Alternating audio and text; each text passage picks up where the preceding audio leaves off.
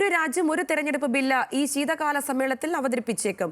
ബില്ലിൽ ചർച്ച നടത്താനും ആവശ്യമെങ്കിൽ JPCക്ക് വിടാനും തയ്യാറാണെന്ന് സർക്കാർ. വിശദാംശങ്ങളുമായി ഡൽഹിയിൽ നിന്ന് ശരത് ലാൽ ചേരുന്നുണ്ട്. ശരത്, ഇത് സംബന്ധിച്ച കൂടുതൽ വിവരങ്ങൾ എന്തെല്ലാമാണ്? സംഗീത പാർലമെന്റ് ഈ ശീതകാല സമ്മേളനത്തിൽ തന്നെ ഇനി അല്പ ദിവസങ്ങൾ മാത്രമേ ബാക്കിയുള്ളൂ. ഇതിനിടയ്ക്ക് തന്നെയാണ് തിടുക്കപ്പിടിച്ച് പാർലമെന്റിൽ ഈ ഒരു രാജ്യം ഒരു തെരഞ്ഞെടുപ്പ് എന്ന ബില്ല് അവതരിപ്പിക്കാൻ സർക്കാർ തയ്യാറാവുന്നത്. ലോക്സഭയിൽ ഇത് ടേബിൾ വെക്കുമെന്നാണ് നമുക്കിപ്പോൾ ലഭിക്കുന്ന വിവരം. അതുകൊണ്ട് തന്നെ ഇത് എത്രയും പെട്ടെന്ന് ഇതൊരു ചർച്ച ചെയ്യണമെന്നാണ് പ്രതിപക്ഷ കക്ഷികൾ നേരത്തെ പറഞ്ഞത്. അതുകൊണ്ട് തന്നെ നേരത്തെ തന്നെ JPCക്ക് വിടണമെന്നൊരു അഭിപ്രായം സർക്കാരിന്റെ അകത്തുണ്ട്. പാർലമെന്റിൽ ഈ ബില്ല് അവതരിപ്പിക്കുന്നതിനെ പ്രതിപക്ഷം ശക്തമായി എതിർക്കുമെന്നാണ് പ്രതിപക്ഷത്തിന്റെ ഇപ്പോഴത്തെ നിലപാട്.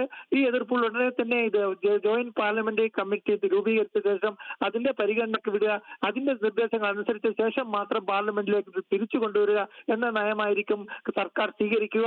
ഏതായാലും പ്രധാനമന്ത്രി ഈ വരുന്ന 14-ന് ലോക്സഭയിൽ സംസാരിക്കുന്നുണ്ട്. കാരണം ലോക്സഭയിലെ ഭരണഘടന 75-ാം വാർഷിക ആചരണത്തോടനുബന്ധിച്ച് നടത്തിയ രാഷ്ട്രപതിയുടെ പ്രഭാഷണത്തെക്കുറിച്ചുള്ള ചർച്ചയിൽ ഇടപെട്ടുകൊണ്ടാണ് പ്രധാനമന്ത്രി സംസാരിക്കുക.